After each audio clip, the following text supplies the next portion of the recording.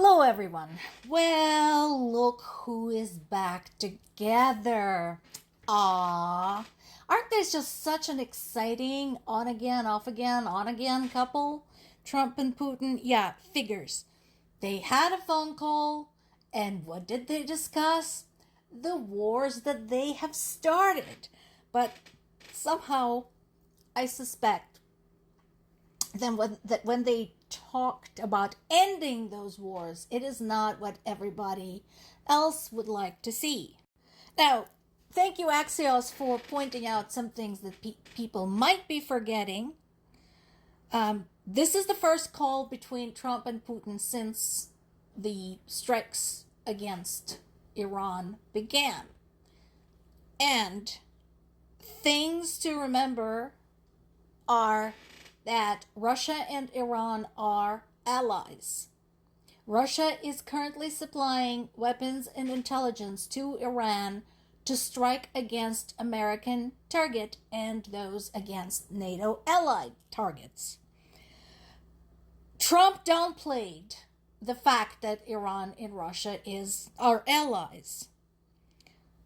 But Witkoff told reporters that he has communicated to Russian officials that they shouldn't share any intelligence with Iran. Yeah, I'm sure they were so impressed by that. Did they pinky promise? Steve, did they pinky promise not to share any intelligence with Iran?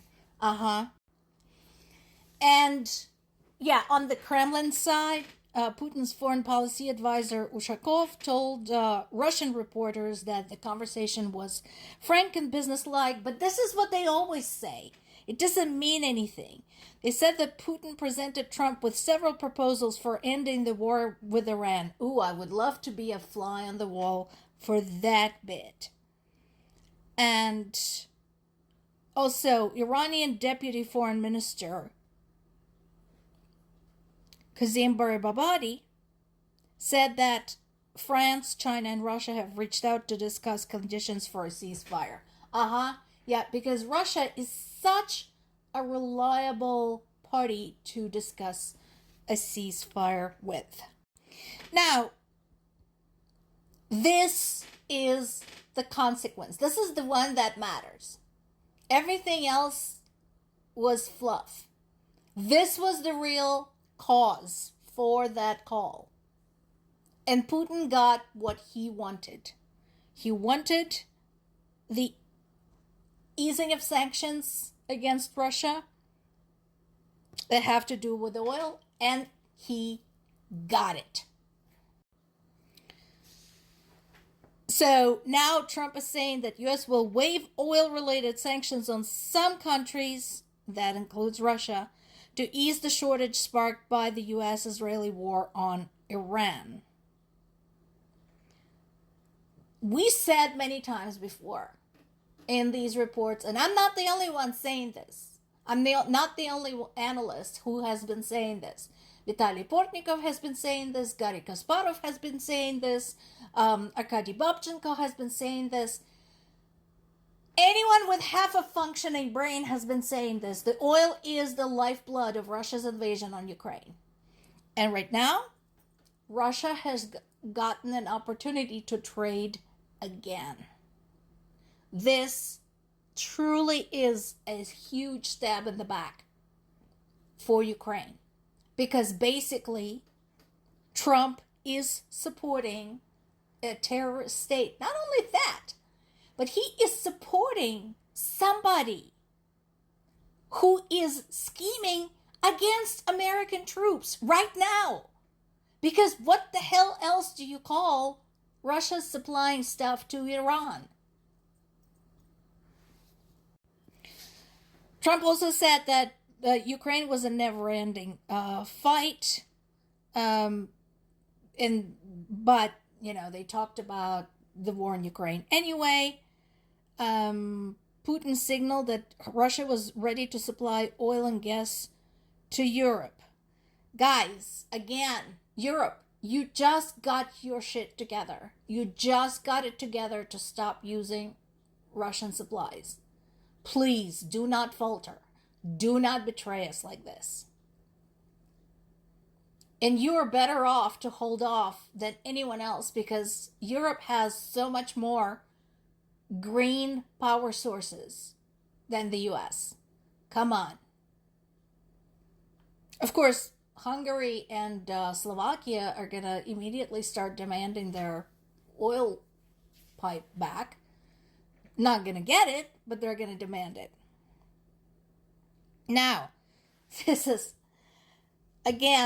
how you know who your friends truly are. While Trump and Putin were discussing how to support Russia's invasion on Ukraine, while Russia continues to support Iran's strike against the US bases and NATO bases, Ukraine sent interceptor drones and operators to protect US bases in Jordan. What does that tell you? Because what we can judge by is not just words, it's actions, and actions speak for themselves. Who is your true friend in this situation? You think on that. Meanwhile, the war in Ukraine still goes on. That shit is still happening. And there's been another strike because when isn't there? 6 people were injured and cars were set on fire when another Russian drone struck an area near another apartment building. Once again, this is in Kharkiv. One of the injured was a small child. Just a reminder, Kharkiv is not just Ukraine's second largest city. It is very, very close to the border. It's only 18 miles from the Russian border.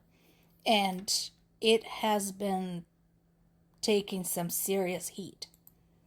So, in addition, in Dnipro, 7 people were injured. And photos have been posted online to show the rubble in the streets back there. Something else, and actually this is relevant to another global event taking place right now. So, right now there are Paralympic Winter Games going on. They started on March 6th and they'll be going on until March 15th. Some of the Russian athletes participating in these games are war criminals. In fact, that's how they became disabled, because they were part of the military fighting in Ukraine, killing Ukrainians and committing other atrocities. And Ukrainians have pointed that out and basically asked the question, why is it okay for war criminals to participate in the event that is supposed to symbolize peace and unity and freedom and love? Meanwhile, a biathlon athlete from Ukraine during the same games got a reprimand for wearing earrings. Now, here we have another event coming up, an art festival in Venice. It is a very prestigious event, and artists from all over the world come to participate. Ukraine is urging the organizers to exclude Russian delegation from participation. And they're correct.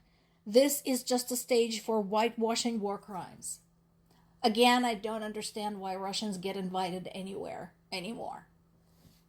I don't think it's going to lead to anything. But we'll see. So far, major organizations like that haven't been very responsive when it comes to excluding Russia. More to come.